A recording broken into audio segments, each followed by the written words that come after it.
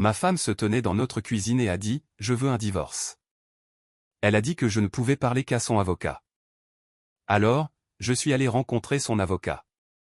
Quand j'ai dit « Oui, je suis le mari », l'avocat a commencé à trembler. Elle se tenait dans notre cuisine et a dit « Je veux un divorce ». Elle m'a tendu la carte d'un avocat, disant que je ne pouvais parler que par son intermédiaire. Quand je suis entré dans le bureau de cet avocat et que j'ai dit « Oui, je suis un mari », ses mains ont commencé à trembler. C'est là que j'ai su qu'elle avait commis une terrible erreur. Elle n'avait aucune idée de ce que j'avais déjà découvert. Je m'appelle Julian Prescott. J'ai 42 ans. Et jusqu'à il y a 3 mois, je pensais que j'avais tout compris. J'avais construit un fonds spéculatif qui gérait plus de 800 millions de dollars. Mon fils Bryce était un senior à Dalton, en route pour Princeton à l'automne. Mon épouse Sienna dirigeait la Fondation des Arts Lockhart Prescott, une organisation philanthropique que nous avions fondée ensemble il y a 12 ans pour soutenir les artistes émergents et les programmes éducatifs. Nous avions le pavillon du West Village, la résidence d'été dans les Hamptons. La vie qui semblait parfaite sous tous les angles. Nous nous étions rencontrés lors d'une vente aux enchères caritatives il y a 15 ans. Elle travaillait pour Sotheby's à l'époque. Belle et brillante, avec une passion pour l'art contemporain qui correspondait à mon enthousiasme pour l'analyse de marché. Nous avons construit quelque chose ensemble, pas seulement un mariage, mais un héritage. La fondation était censée être notre rêve commun, notre façon de donner en retour. J'aurais dû prêter plus d'attention quand ce rêve est devenu le sien. Seul. C'était un mardi soir, fin septembre, quand tout a volé en éclats. Je suis rentré tôt du bureau, vers 18h30, apportant des plats à emporter de ce restaurant italien que Sienna aimait tant. Aimait au passé. C'est drôle comme les choses changent vite. Elle se tenait dans la cuisine, éclairée par le soleil couchant à travers les baies vitrées. Ses cheveux sombres étaient attachés en cette queue de cheval sévère qu'elle portait aux réunions du conseil. Elle n'a pas levé les yeux quand je suis entré. Ses doigts parcouraient l'écran de son téléphone avec une efficacité routinière. J'ai le pas par d'elle, ai-je dit, posant le sac sur l'îlot de marbre, et ce vin que tu as mentionné la semaine dernière. Elle a finalement levé les yeux. Son expression était neutre, professionnelle, le même regard qu'elle donnait aux propositions de subvention décevantes. Je veux un divorce, 4 mots. Prononcés sans préambule, sans émotion, sans même la courtoisie d'un contact visuel après. Elle avait déjà baissé les yeux sur son téléphone. Je suis resté là, une main toujours dans le sac de plats à emporter, essayant de traiter ce que je venais d'entendre. Le réfrigérateur bourdonnait. Quelque part à l'étage, la musique de Bryce jouait faiblement à travers sa porte fermée. La normalité de ces sons rendait le moment surréaliste. Quoi, ai-je réussi à articuler? Sienna a fait glisser une carte de visite sur l'îlot vers moi. Kenneth Monsieur Hollister, ESQ, spécialiste en droit de la famille. Divorce à fort enjeu. Toutes les communications doivent passer par lui, a-t-elle dit, sa voix aussi douce et froide que le marbre entre nous. J'apprécierais que tu respectes cette limite. Sienna, qu'est-ce que? Je ne discute pas de ça. Avec toi, Julian. Elle a ramassé son sac, ses mouvements délibérés et contrôlés. Tout passe par Kenneth. Je lui ai déjà parlé de la fondation, des actifs, des arrangements de garde pour Bryce. Il te contactera dans la semaine. Tu ne peux pas juste. Je peux, et je l'ai fait. Elle est passée devant moi. Ses talons claquant sur le parquet, laissant derrière elle le faible parfum de son parfum. Quelque chose de nouveau, que je ne reconnaissais pas, quelque chose de cher et d'étranger. La porte d'entrée s'est ouverte et s'est refermée avec un léger clic final. Je regardais fixement la carte de visite. Kenneth Monsieur Hollister. Le nom m'était familier. Je l'avais entendu murmurer lors de cocktails, toujours avec un mélange de respect et de crainte. C'était l'avocat que l'on engageait quand on voulait gagner à tout prix. L'homme qui avait démantelé 3 gérants de fonds spéculatifs lors de procédures de divorce, les laissant avec une fraction de ce qu'ils avaient bâti. Et ma femme l'avait engagé sans me dire un mot au préalable. J'ai retourné la carte dans mes mains. Mon reflet vacillait dans le verre assombrissant de la fenêtre. Un homme qui avait soudain l'air plus âgé que 42 ans, tenant des plats à emporter qui allaient refroidir, debout dans une cuisine qui ne ressemblait plus à un foyer.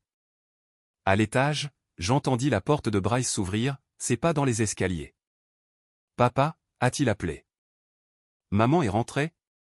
J'ai cru entendre. Il apparut dans l'embrasure de la porte, toujours dans son survêtement de crosse de Dalton, et s'arrêta quand il vit mon visage. « Papa, qu'est-ce qui ne va pas ?»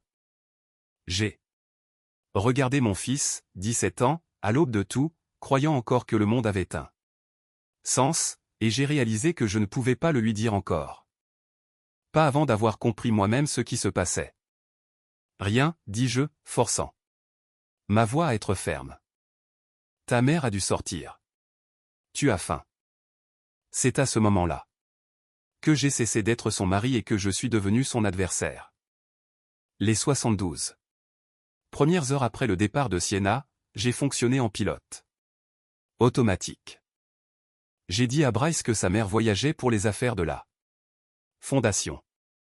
Pas tout à fait un mensonge, puisqu'elle avait enregistré à l'hôtel Four Seasons.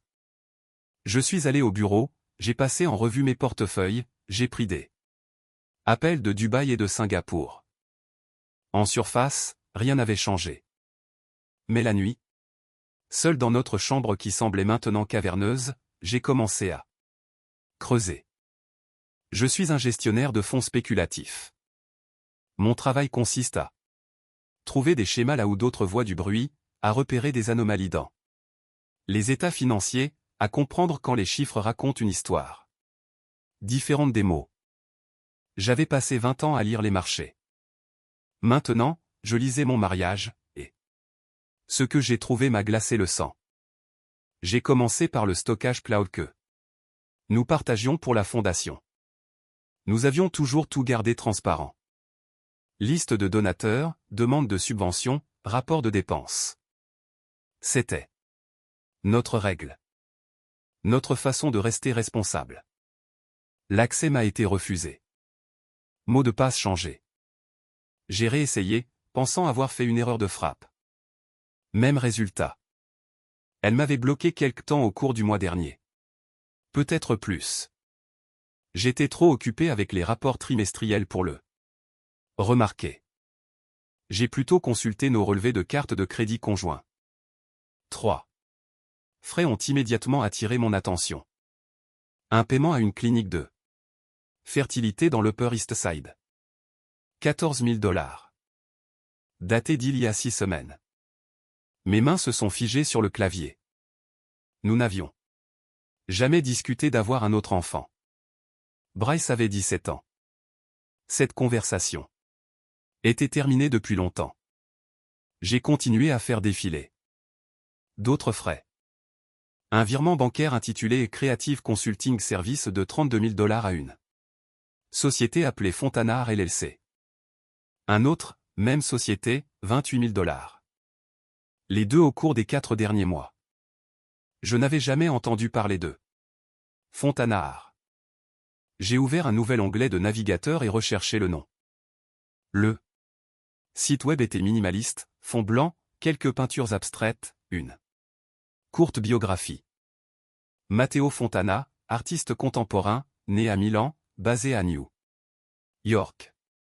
Son travail explorait l'intersection de la technique classique et du désir moderne, quoi que cela puisse signifier. Il y avait une photo. 35 ans, cheveux foncés, ce genre de look soigneusement décoiffé qui devait probablement prendre une heure à réaliser. Il était séduisant, à la manière européenne. Pommettes saillantes, yeux intenses, une expression qui suggérait qu'il connaissait des secrets que vous ignoriez. J'ai cliqué sur ça. Galerie. Les peintures étaient techniquement impressionnantes, je suppose, bien que je n'ai jamais compris l'art moderne. Mais une pièce m'a glacé le sang. Elle s'intitulait Dévotion. Une silhouette de femme contre une fenêtre, son visage tourné, sa posture suggérant à la fois le désir et la distance. La lumière tombait sur ses épaules d'une manière intimement familière. J'avais vu Sienna se tenir exactement comme ça, dans exactement cette lumière, dans notre chambre, d'innombrables fois. Mon téléphone a vibré, un message de Félix Ortiz, un vieil ami de la Columbia Business School. Nous étions restés proches au fil des ans, dînions une fois par mois, échangeons des informations sur le marché. Salut l'ami, j'ai essayé d'appeler. Tu vas bien? J'ai entendu des rumeurs. Prenons un verre. Des rumeurs? Bien sûr, il y avait déjà des rumeurs. Dans nos cercles, les nouvelles voyageaient plus vite que les conseils boursiers. J'ai répondu par SMS, demain, à l'endroit habituel. 19h. J'ai posé le téléphone et j'ai regardé la photographie de Matteo Fontana. 32 000 $. Plus 28 000 $, soit 60 000 $, à un artiste que je n'avais jamais entendu ma femme mentionner. Une visite à une clinique de fertilité dont elle n'avait jamais discuté avec moi. Une peinture qui capturait la posture de ma femme dans nos moments privés. Le schéma se dessinait, et je n'aimais pas ce qu'il révélait. J'ai sorti mon téléphone et appelé Trevor Reed.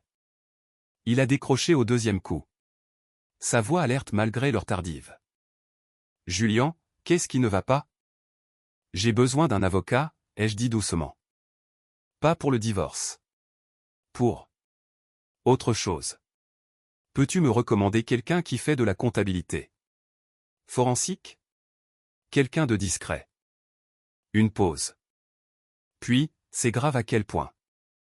J'ai regardé mon écran, les virements bancaires, le tableau intitulé Dévotion. Je ne sais pas encore, ai-je dit. Mais je vais le découvrir. Le bureau de Kenneth Monsieur Hollister était tout ce que j'attendais. Chrome et vert, art minimaliste au mur, une vue sur Central Park qui ajoutait probablement 50 000 $ au loyer annuel.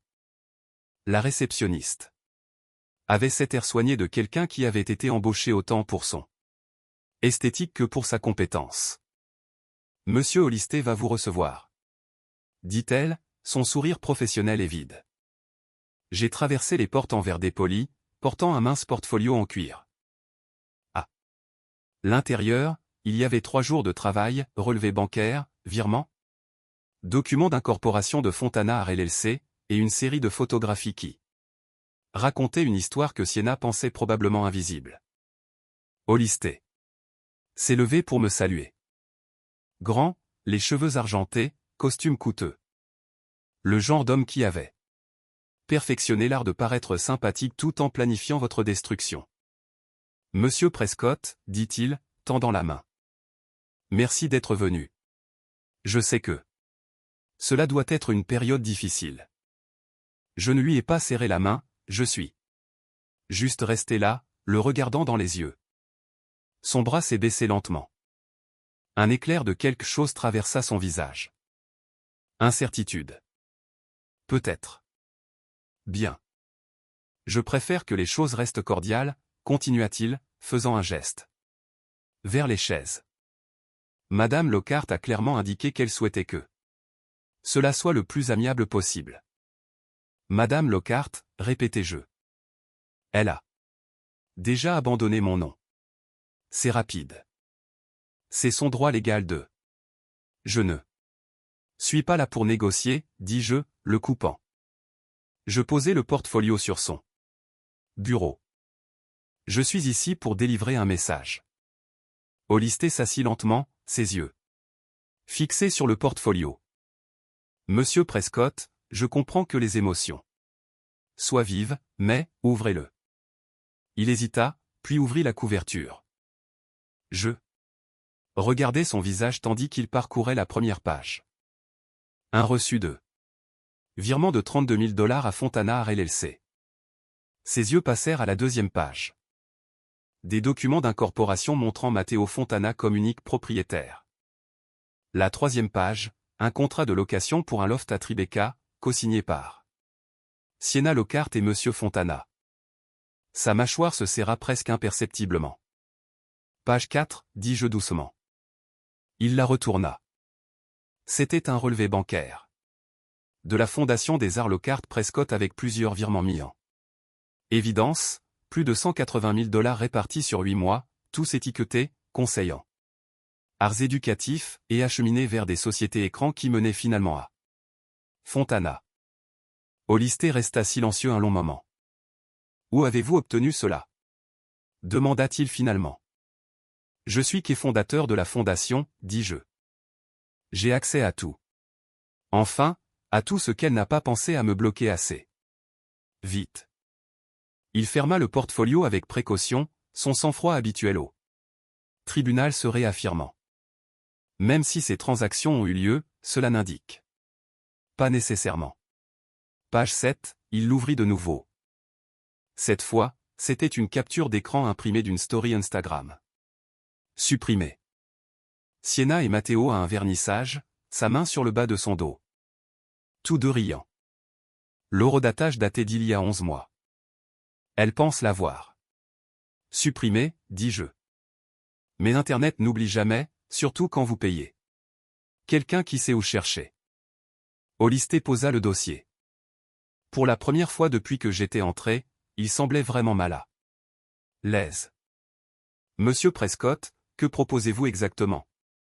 Je me suis penché. En avant. Voici ce qui va se passer.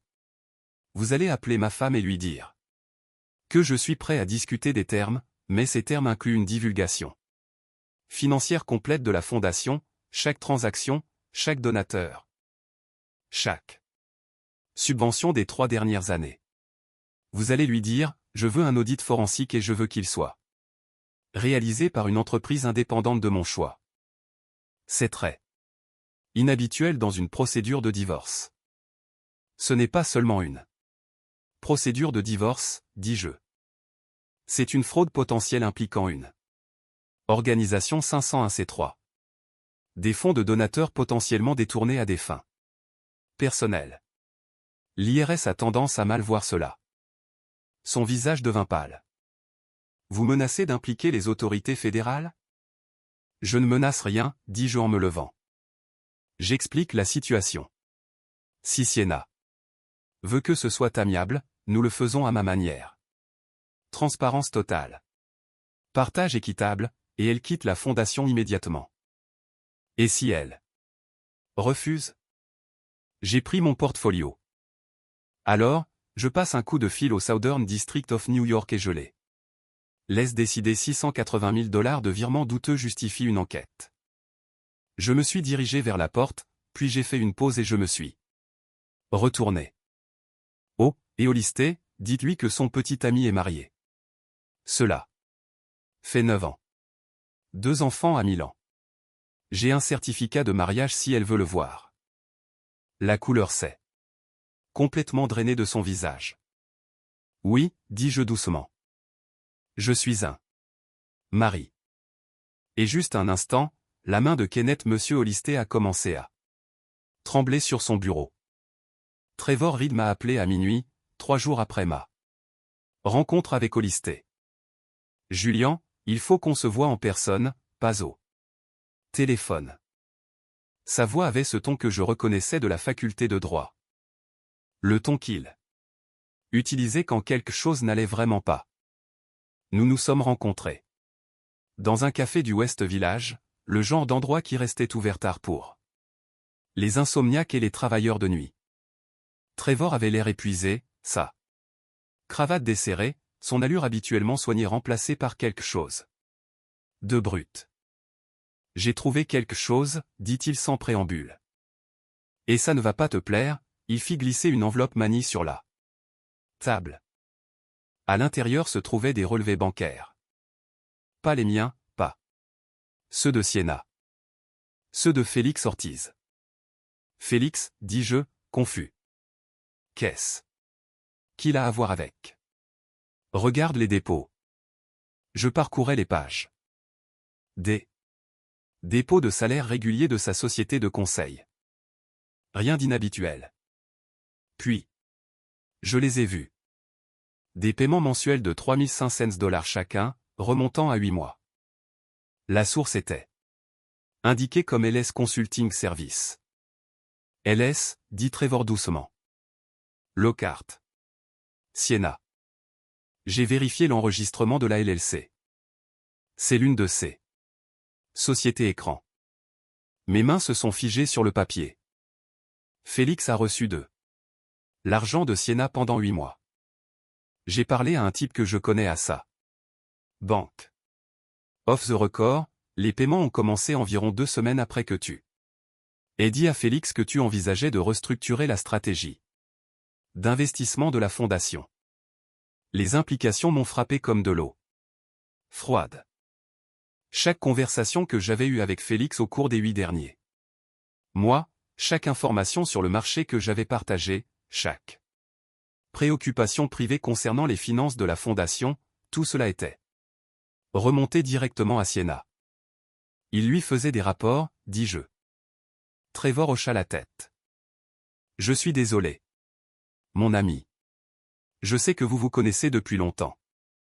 Je pensais à tous les dîners, aux discussions sur le marché, aux fois où Félix avait posé des questions désinvoltes sur la fondation, comment Sienna gérait les nouveaux programmes de subvention, les préoccupations concernant les frais généraux. Tu penses à faire appel à des auditeurs externes? Je pensais qu'il était amical. Il cherchait des informations. Il y a plus, dit Trevor. Il sortit un autre document. Des dossiers médicaux marqués, confidentiels. Je ne devrais pas les avoir, et je n'irai toujours te les avoir montrés, mais tu dois les voir. C'était une évaluation psychologique datée d'il y a 4 mois. Mon nom était en haut. Docteur Richard Pembroke, psychologue clinicien agréé. Je n'ai jamais vu de psychologue, dis-je, parcourant le document. Je sais. Apparemment, le docteur Pembroke non plus. Je l'ai retrouvé. Sienna lui a payé $15,000 pour créer un rapport suggérant que vous aviez des tendances dominatrices et une instabilité émotionnelle qui pourrait affecter votre aptitude parentale. Les mots se sont brouillés sur la page. Elle avait fabriqué des preuves. Payé un professionnel pour mentir, créant une piste qui pourrait me détruire dans une bataille pour la garde. Pembroke a peur maintenant, continua Trevor. Il sait que cela pourrait lui coûter sa licence.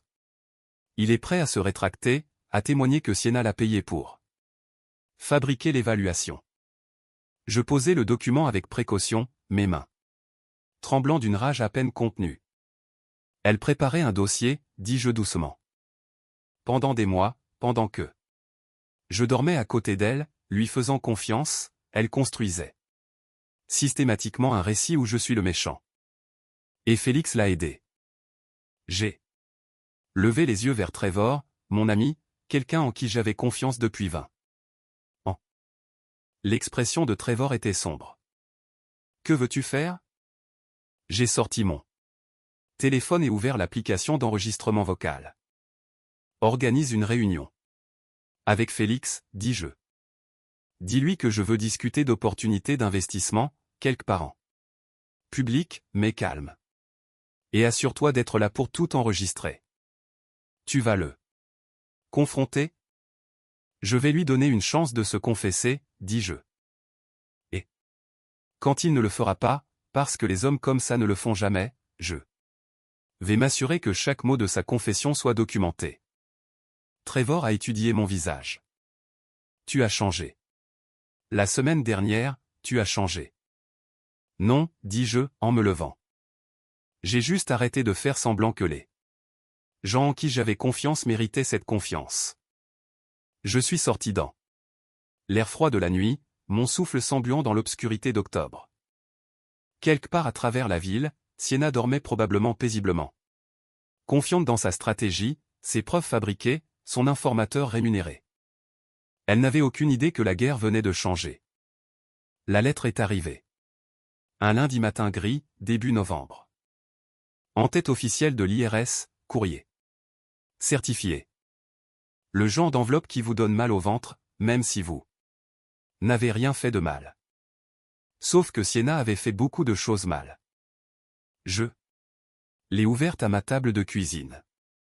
Bryce était déjà à l'école. La maison était silencieuse, sauf le bourdonnement du réfrigérateur. Le langage était bureaucratique et formel, mais le message était clair.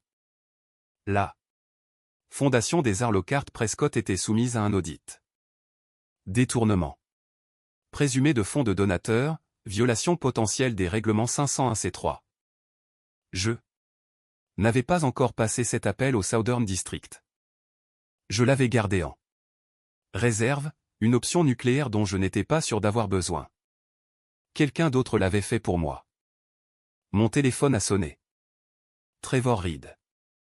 Tu as vu les nouvelles, a-t-il demandé. Quelles nouvelles? La chaîne 7 vient de diffuser un reportage. Une importante fondation de Manhattan sous enquête fédérale. Il nomme spécifiquement la fondation Lockhart Prescott. Quelqu'un l'avait divulgué à la presse.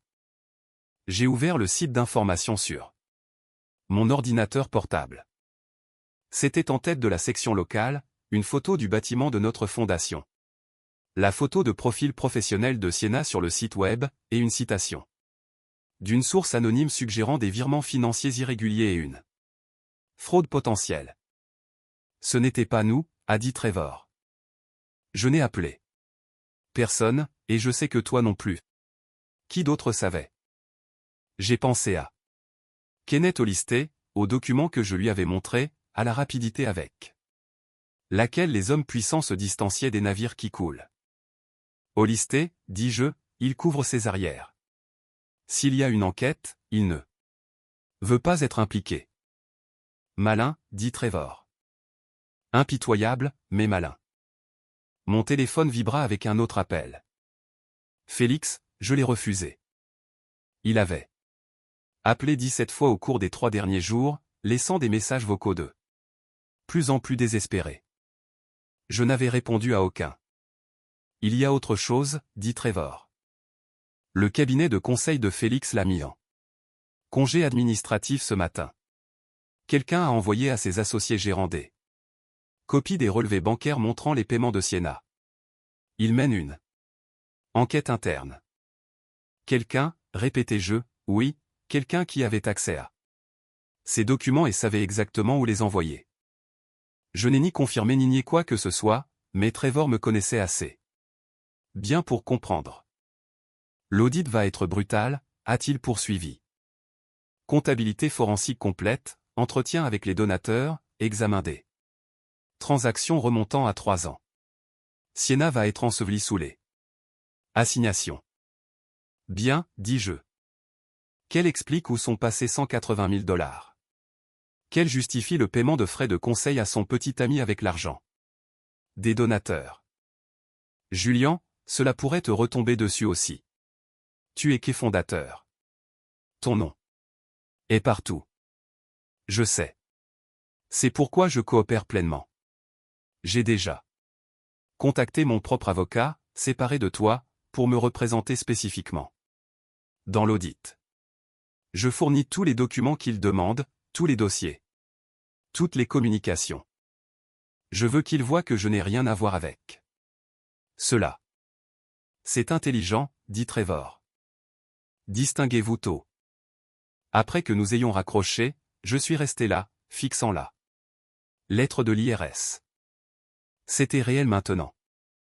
Enquête fédérale, couverture médiatique, le genre de scandale qui met fin aux carrières et détruit les réputations. Sienna avait construit toute son identité autour du fait d'être une leader culturelle, une visionnaire philanthropique. Maintenant, cette image se désintégrait en temps réel. Mon téléphone vibra. Nouveau. Cette fois, c'était un message d'un numéro inconnu. Nous devons parler. S'il te plaît, je peux tout expliquer. Je fixais le message un long moment. Puis je bloquais le numéro. 1 heure plus tard, un autre message d'un numéro différent. Julian, je sais que tu es en colère, mais ça dégénère. L'IRS, les médias, nous devons présenter un front uni pour la fondation, pour Bryce. S'il te plaît, appelle-moi. J'ai bloqué ce numéro aussi. Le soir, j'avais bloqué 6 numéros différents. Elle était désespérée maintenant, se débattant pour contrôler le récit, pour me ramener dans son orbite, mais j'en avais fini d'être contrôlé. Bryce rentra de l'entraînement de cross vers 19h, le visage inquiet. Papa. Des enfants à l'école parlaient de maman, de la fondation. C'est vrai? Elle a des problèmes? J'appréhendais cette conversation. Je lui fis signe de s'asseoir. Ta mère a pris des décisions avec l'argent de la fondation qu'elle n'aurait pas dû prendre, dis-je avec prudence. Le gouvernement enquête. C'est grave, mais c'est sa situation à gérer, pas la tienne. Elle a volé de l'argent? Le mot planait entre nous. Voler. Un mot. S'il est simple pour une trahison si compliquée. Elle a déplacé de l'argent. De manière non autorisée, dis-je, si c'est légalement un vol, c'est aux autorités de décider. Bryce resta silencieux un long moment. Elle va en prison? Je ne sais pas. Mon fils. Honnêtement, je ne sais pas. Il hocha la tête lentement, traitant l'information. Tu vas bien, papa? La question me surprit. J'avais été tellement concentré sur sa protection, sur la gestion de la crise, que je n'avais pas pensé à mon propre état d'esprit. Je le serai, dis-je, nous le serons tous les deux. Cette nuit-là, seul. Dans mon bureau, j'ai reçu un email du conseil d'administration de la fondation. Réunion d'urgence prévue pour mercredi. Ordre du jour, discussion de l'enquête fédérale actuelle et des changements potentiels de leadership. Sienna était sur le point de tout perdre, et je ne ressentais rien d'autre qu'une froide satisfaction. Les conséquences se sont produites plus vite que prévu. Mercredi matin, j'ai reçu un email transféré de l'un des membres du conseil d'administration de notre fondation. C'était un communiqué de presse de la Mercé Galerie de Chelsea, l'une des 3 galeries qui représentaient Matteo Fontana. À la lumière des récentes allégations concernant des irrégularités financières, la Mercé Galerie a choisi de suspendre sa relation professionnelle avec l'artiste Matteo Fontana, en attendant l'issue des enquêtes en cours. Nous maintenons les normes les plus élevées de conduite éthique. La déclaration continuait, soigneusement rédigée pour éloigner la galerie de tout scandale tout en laissant la porte ouverte pour reprendre la relation si Matteo était d'une manière ou d'une autre blanchi. À midi, 2 autres galeries avaient publié des déclarations similaires. Le Luminoso Art Space et le Brooklyn Contemporary ont tous deux suspendu les expositions à venir de Matteo. Son exposition d'automne, celle que Sienna avait promue sur Instagram pendant des mois, a été annulée purement et simplement. J'ai consulté son compte Instagram. La section des commentaires sous sa dernière publication était un bain de sang. Votre mécène est une voleuse et vous êtes complice. Combien de cet argent de la fondation est allé dans votre poche? Votre femme est Milan. Connaissent-elles votre muse new-yorkaise? Ce dernier commentaire avait 1700 likes. Quelqu'un avait divulgué le certificat de mariage. L'histoire de la femme aidée. Enfant de Matteo en Italie se répandait comme une traînée de poudre sur les réseaux sociaux du monde de l'art. Les galeristes prenaient leur distance. Les collectionneurs se rétractaient de leurs achats et l'image soigneusement élaborée de Matteo en tant qu'artiste romantique se désintégrait. Trevor a rappelé aussi. Tu as vu la déclaration de Fontana, a-t-il demandé. Quelle déclaration? Regarde son site web. Je l'ai ouvert. Là, sur la première page, un message posté il y a 1 heure. Je suis profondément troublé par les récentes allégations concernant la fondation Lockhart Prescott.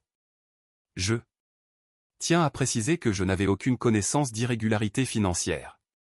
Tous les honoraires de conseil que j'ai reçus l'étaient pour des services légitimes. Il la jette sous le bus, dis-je. Bien sûr, répondit Trevor.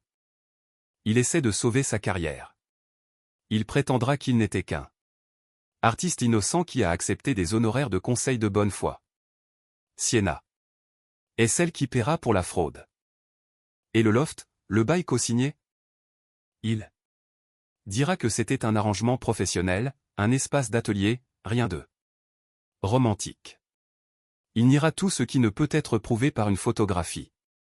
J'ai repensé au tableau que j'avais vu. Dévotion, celui qui capturait si parfaitement la silhouette de Sienna. Matteo avait tiré profit de sa relation avec ma femme, à la fois par ses paiements et par son article. Maintenant, il l'abandonnait pour se protéger. Quelle œuvre, marmonnai-je. Trevor a dit, ils sont tous pareils. Passionnés quand c'est rentable. Pragmatique quand ça ne l'est pas. Ce soir-là, j'ai reçu un appel d'un numéro inconnu. Contre mon meilleur jugement, j'ai répondu. Julian. La voix de Sienna, tendue par le stress. Nous devons nous parler en face à face. Nous n'avons rien à faire, dis-je.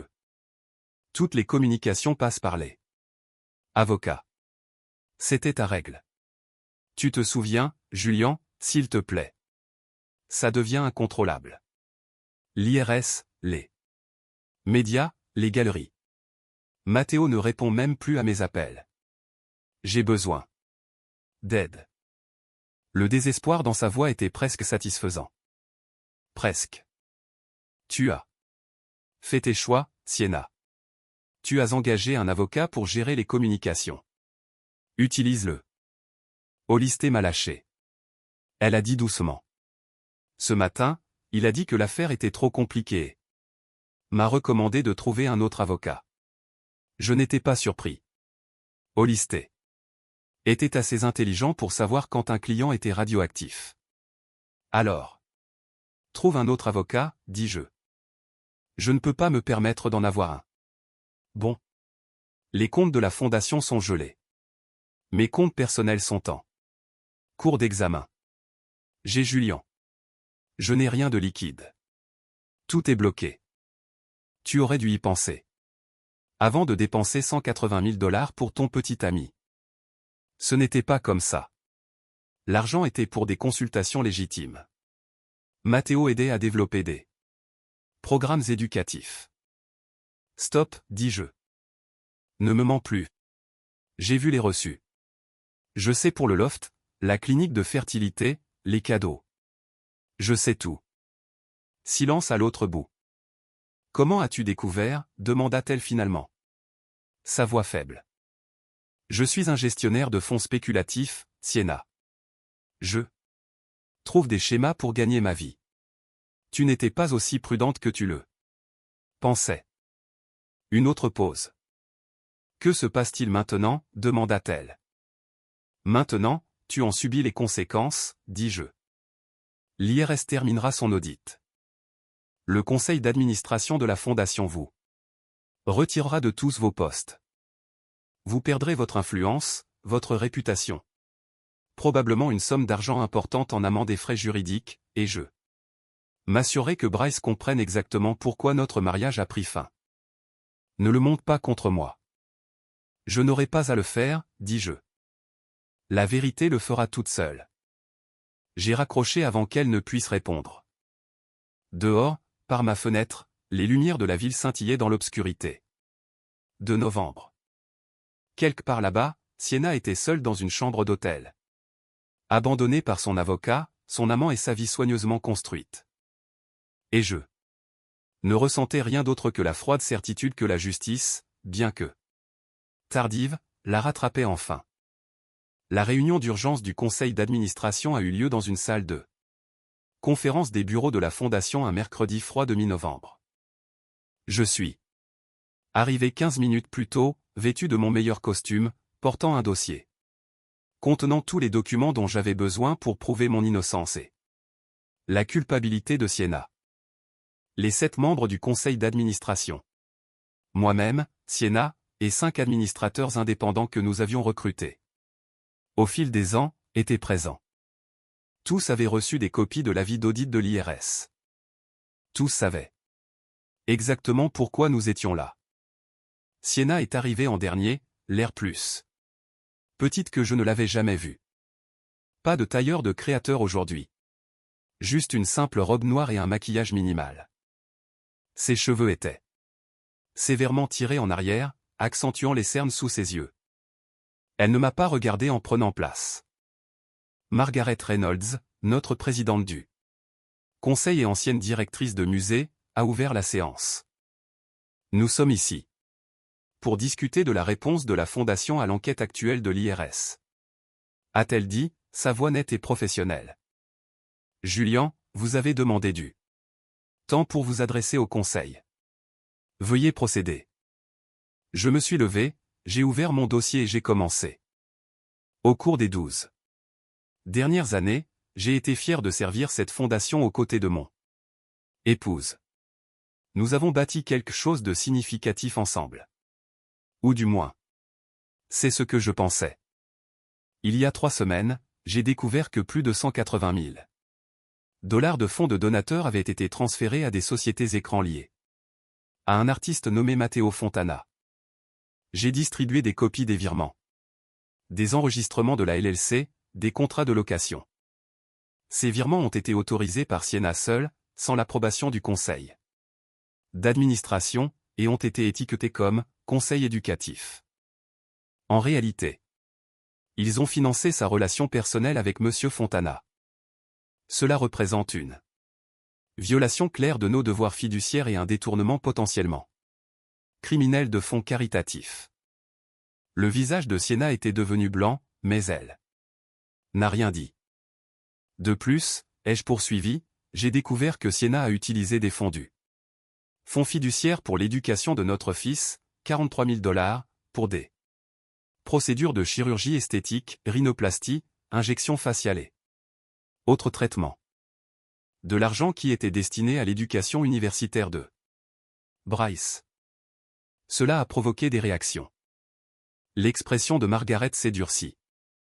2 autres membres du conseil ont échangé des regards. Je tiens à être clair, dis-je. Je n'avais aucune connaissance de ces transactions. J'ai apporté ma pleine coopération à l'IRS et à nos auditeurs indépendants. Je suis prêt à démissionner de tout rôle de leadership si le conseil l'estime nécessaire, mais je ne permettrai pas que ma réputation soit détruite par des actions que je n'ai pas commises et que je n'ai pas approuvées. Je me suis rassis. Margaret se tourna vers Sienna. Madame Lockhart, souhaitez-vous répondre? Sienna se leva lentement. Ses mains tremblaient. Les transferts à Matteo étaient pour un travail de conseil légitime, dit-elle, sa voix à peine audible. Il développait des programmes pour nos programmes d'éducation artistique. Les montants peuvent sembler élevés, mais où sont les livrables? L'interrompit Margaret. Où sont les documents du programme, les propositions de programme, le travail qui justifiait 180 000 $? Sienna resta silencieuse. Et l'utilisation du fonds fiduciaire de votre fils, insista Margaret. Pouvez-vous expliquer cela? J'avais l'intention de le remplacer, dit Sienna. C'était temporaire. Je traversais une période difficile émotionnellement et j'ai pris de mauvaises décisions, mais je n'ai jamais eu l'intention de. L'intention n'a pas d'importance, dit Margaret froidement. L'impact, oui. Vous avez compromis l'intégrité de cette fondation, violé la confiance des donateurs et potentiellement commis une fraude. Je propose un vote. La motion était simple. Renvoi immédiat de Sienna Lockhart de tous les postes au sein de la fondation, y compris du conseil d'administration. Le vote fut unanime. 6-0. Je me suis abstenu. Sienna a ramassé ses affaires en silence et est partie. Elle n'a pas regardé en arrière. Après son départ, Margaret s'est tournée vers moi. Julian, le conseil d'administration aimerait que vous restiez. Nous pensons que vous avez agi de bonne foi et nous aurons besoin de votre expertise pour gérer l'audit et rétablir la confiance avec nos donateurs. Voulez-vous rester? J'y ai réfléchi exactement 3 secondes. Oui, dis-je. Mais seulement si nous restructurons complètement notre système de surveillance. Aucun directeur ne devrait avoir l'autorité que Sienna avait. Nous avons besoin de freins et de contrepoids. D'accord, dit Margaret. Nous commencerons immédiatement. J'ai quitté la réunion en me sentant plus léger que je ne l'avais été depuis des semaines. La fondation survivrait à cela. Et je m'étais assuré que tout le monde sache exactement qui était responsable de l'avoir presque détruite. J'étais à mon bureau quand Trevor a appelé, sa voix pressante. Allume la chaîne 4. Maintenant. J'ai ouvert le flux en direct sur mon ordinateur portable. Il m'a fallu un moment pour comprendre ce que je voyais. Sienna assise en face de Miranda Call dans le Call Report, une émission matinale locale spécialisée dans les histoires humaines et les interviews de célébrités.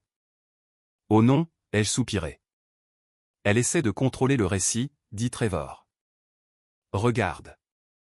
Miranda était en mode de sympathie totale, hochant la tête pendant que Sienna parlait.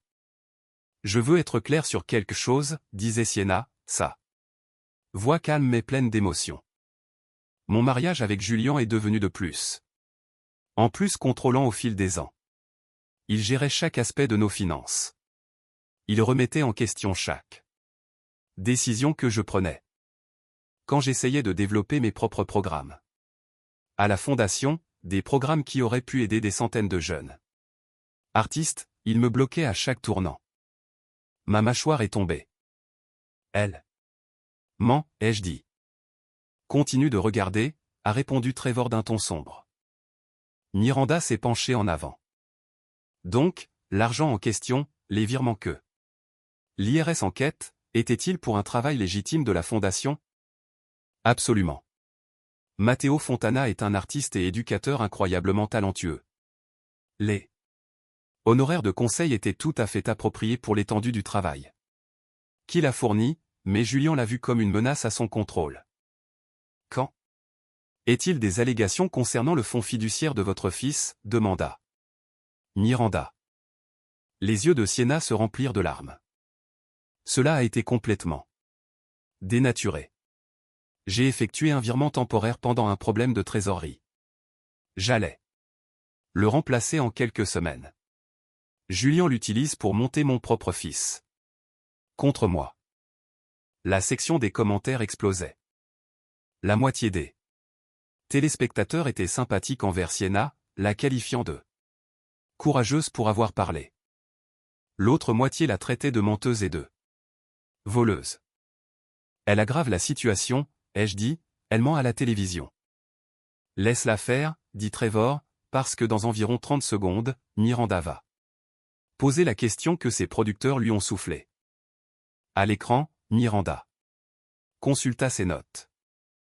Madame Lockhart, nous avons reçu des informations selon lesquelles Monsieur Fontana est en fait marié et père de famille en Italie. Étiez-vous au courant? Le visage de Sienna se figea complètement. Ce n'est pas pertinent pour le travail de la fondation, mais vous étiez dans une relation personnelle avec lui, n'est-ce pas, alors que vous étiez encore marié à Julian? La pause s'étira trop longtemps. Ma vie personnelle est compliquée, dit Sienna finalement.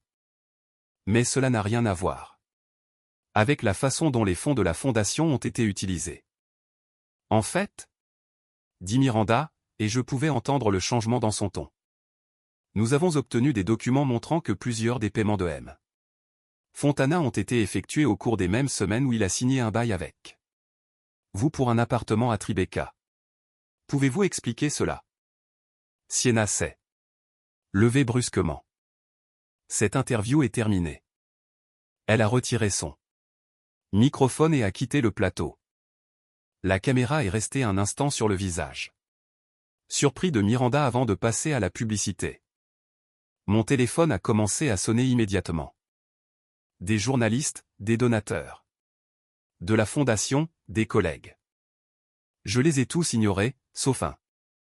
Margaret Reynolds. L'as-tu vu, demanda-t-elle. Chaque seconde douloureuse. Elle vient de détruire ce qui restait de sa crédibilité. Le conseil d'administration publiera un communiqué dans l'heure, distanciant complètement la fondation de ces affirmations. Nous clarifierons qu'elle agissait seule, sans autorisation. Et que sa caractérisation des événements est contredite par des preuves documentaires. Merci, Margaret. Après avoir raccroché, je suis resté là, regardant le clip. Repassé sur les réseaux sociaux. Le hashtag Lockhart-Lee était déjà en vogue. Sa tentative de se faire passer pour une victime avait lamentablement échoué. Trevor rappela. Les producteurs avaient ces documents prêts. Quelqu'un leur a fourni les informations, dis-je. Quelqu'un qui voulait s'assurer qu'elle ne puisse pas arranger ça. Je n'ai rien confirmé, mais nous savions. Tous les deux. Parfois, la meilleure vengeance n'est pas la confrontation. C'est donner à quelqu'un assez de cordes et le regarder l'utiliser. La dernière réunion de règlement a eu lieu début janvier dans une salle de conférence qui semblait trop grande pour les 3 personnes qu'elle contenait, moi, Sienna et un médiateur nommé par le tribunal. Nos avocats avaient réglé les détails à l'avance. Ce n'était que la formalité de la signature. Sienna ressemblait à un fantôme d'elle-même. Ses vêtements pendaient. Ses cheveux avaient perdu leur éclat. Et la femme confiante qui avait autrefois commandé des vernissages ne pouvait plus me regarder dans les yeux. Le médiateur a exposé les conditions. Garde exclusive de Bryce pour moi, avec un droit de visite supervisé pour Sienna 2 fois par mois. La maison de ville me restait. La propriété des Hantons serait vendue, les revenus partagés. Sienna renoncerait à toutes ses prétentions sur mon fonds spéculatif et mes comptes personnels. Plus significativement, elle démissionnerait de tous ses postes au sein de la fondation Lockhart Prescott, désormais renommée Prescott Educational Trust. Elle n'aurait aucune implication, aucun accès, aucun mot à dire sur son avenir. Le règlement de l'IRS, continua le médiateur, exige que Madame Lockhart rembourse 184 000 $ de fonds de donateurs détournés, plus les pénalités. Le plan de paiement a été arrangé par son avocat. Les mains de Sienna tremblaient en signant chaque page. Le fonds fiduciaire pour Bryce, dit le médiateur, montre un retrait non autorisé de 43 000 $. Madame Lockhart a accepté de rembourser ce montant, avec intérêt, dans les 18 mois. Une autre signature, une autre partie de sa vie signée. Quand ce fut fait, Sienna se leva lentement. Pour la première fois depuis que nous nous étions assis, elle me regarda directement. Je suis désolée, Julian, dit-elle. Doucement. Pour tout. J'étudiais son visage, cherchant la manipulation, la stratégie. Mais tout ce que je voyais, c'était de l'épuisement et du regret. J'aimerais pouvoir le croire, dis-je. Mais désolé ne défait pas ce que tu as fait. Cela ne restaure pas ce que tu as volé à notre fils. Cela ne répare pas la réputation de la fondation. Désolé n'est qu'un mot, Sienna. Et les mots sont tout ce qu'il te reste. Elle tressaillit mais ne répondit pas. Elle rassembla ses papiers et partit sans se retourner. Je suis resté assis seul un instant, fixant les documents signés qui mettaient fin à 15 ans de mariage. Je ne me sentais pas triomphant. Je ne me sentais pas vindiqué. Je me sentais juste fatigué. Trevor m'a retrouvé pour dîner ce soir-là, à notre endroit habituel. Comment tu tiens le coup, m'a-t-il demandé. Je ne sais pas, ai-je dit. Honnêtement, c'est fini. J'ai gagné. Je suppose. Mais ça ne ressemble pas à une victoire, parce que ça n'en est pas. A dit Trevor. C'est de la survie. Il y a une différence. Nous avons parlé pendant des heures de tout et de rien. De l'avenir de la fondation. Des projets universitaires de Bryce. Du vide. Étrange qui survient quand une guerre prend enfin fin. Et toi, demanda Trevor. Qu'est-ce qui se passe maintenant? J'ai réfléchi à la question. Maintenant, je reconstruis la fondation. Ma relation avec Bryce, ma vie, dans cet ordre. Et Sienna. Sienna n'est plus ma préoccupation, dis-je. Elle a fait ses choix. Maintenant, elle doit vivre avec. 3 semaines plus tard, j'ai reçu une lettre, transférée par mon avocat. Elle venait de Matteo Fontana, manuscrite. Avec le cachet de Milan. Monsieur Prescott, je tiens à ce que vous sachiez que je n'ai jamais eu l'intention de causer du tort à votre famille. Ce qui s'est passé entre Sienna et moi était compliqué, mais j'assume ma part de responsabilité. Je suis retourné auprès de ma femme et de mes enfants, et je travaille à réparer les dommages que j'ai causés là-bas. J'espère qu'un jour, vous pourrez trouver la paix. MF. Je l'ai lu 2 fois, puis l'ai déchiré et jeté. Son apologie ne signifiait rien. Sa culpabilité ne signifiait rien. Il avait eu son argent, fait son art, et était rentré chez lui, à sa vraie vie. Les conséquences n'appartenaient qu'à Sienna, mais d'une certaine manière. Savoir qu'il se sentait coupable rendait le tout un peu plus achevé. 18 mois. Après la finalisation du divorce, je me tenais au siège nouvellement rénové du Prescott Educational Trust. Nous avions déménagé dans un espace plus grand à Midtown, embauché de nouveaux employés et complètement restructuré nos systèmes de surveillance. La fondation prospérait. Nous avions lancé 3 nouveaux programmes de bourse. Noué des partenariats avec 15 écoles et rétabli la confiance des donateurs grâce à une transparence radicale. Chaque transaction, chaque subvention, chaque décision était documentée et publiquement accessible. Margaret Reynolds était devenue une alliée proche et, ensemble, nous avions constitué un conseil d'administration qui prenait la responsabilité au sérieux. Nous avions appris de la trahison de Sienna, mis en place des systèmes pour éviter que cela ne se reproduise. Bryce terminait sa première année à Princeton, excellent dans ses cours d'économie et jouant à la crosse. Il parlait occasionnellement à sa mère, de brefs appels téléphoniques qui satisfaisaient aux exigences du tribunal, mais pas grand-chose d'autre. Elle essaie. M'a-t-il dit un jour, mais je ne suis pas prêt à lui pardonner. Peut-être que je ne le serai jamais. C'est à toi de choisir, dis-je. Pas à moi, pas à elle. À toi. Félix Ortiz avait quitté New York. Son cabinet de conseil l'avait licencié, et il avait déménagé quelque part dans le Midwest pour recommencer. J'avais entendu dire par des amis communs qu'il travaillait dans un petit cabinet, gagnant une fraction de ce qu'il gagnait auparavant. Je ne ressentais rien à ce sujet. Ni satisfaction, ni pitié, juste de l'indifférence. Un soir de fin de printemps, je travaillais tard à la fondation. Lorsque j'ai reçu une visite inattendue, Sienna, debout dans le hall, me demandant si elle pouvait me parler. J'ai failli refuser, mais quelque chose m'a fait accepter. Nous étions assis dans mon bureau, les lumières de la ville s'étendant en contrebas. Elle avait meilleure mine qu'au moment du règlement, plus saine, plus posée. Mais il y avait une tristesse dans ses yeux que je reconnaissais comme permanente. Je veux te dire en personne, dit-elle. Je quitte New York, je déménage à Portland. Il y a une petite association à but non lucratif là-bas qui est prête à me donner une chance. Saisie de données, travail administratif. Rien de glamour. Bien, dis-je. J'espère que tu réussiras. Elle sourit faiblement. Je ne m'attends pas à ce que tu me pardonnes. Je ne m'attends même pas à ce que tu me crois quand je dis que je regrette tout, mais je voulais que tu saches que j'essaie d'être meilleur pour Bryce, si ce n'est pour toi. Bryce mérite ça, dis-je.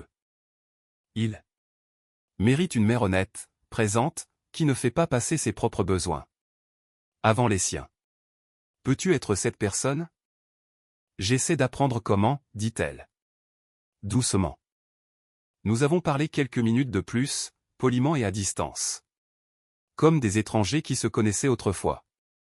Quand elle est partie, je savais que ce serait probablement la dernière fois que je la verrais, et j'étais d'accord avec ça. Ce soir-là, j'ai appelé Bryce à l'école. Salut, papa. A-t-il répondu, quoi de neuf? Rien de particulier. Je voulais juste prendre de tes nouvelles. Comment vas-tu? Bien. Très bien. En fait, j'ai eu un A à mon examen de mi-session de macro. C'est fantastique. Nous avons parlé un moment des cours, de la crosse, de ses projets pour l'été, des choses normales, des choses de père et de fils. Quand nous avons raccroché, je me suis assis à mon bureau et j'ai regardé autour de moi. Les plaques de la fondation au mur, les photos des étudiants que nous avions aidés, les plans de nouveaux programmes étalés sur mon bureau. C'est ce qui restait après la trahison, après les mensonges, après que tout est brûlé. Pas la vengeance, pas la victoire, juste la satisfaction tranquille de construire quelque chose de réel, quelque chose de bon, quelque chose qui durerait plus longtemps que tous les dégâts que Sienna avait causés. J'ai repensé à cette première nuit où elle m'avait tendu la carte de l'avocat et était partie. À quel point je m'étais senti perdu, à quel point j'étais mal préparé. J'avais survécu. Plus que survécu. J'étais devenu plus fort, plus clair, plus sûr de qui j'étais et de ce qui comptait. Sienna avait essayé de m'effacer du récit de notre vie ensemble. Au lieu de cela, elle s'était effacée elle-même, et j'avais avancé sans elle. C'était tout ce dont j'avais besoin.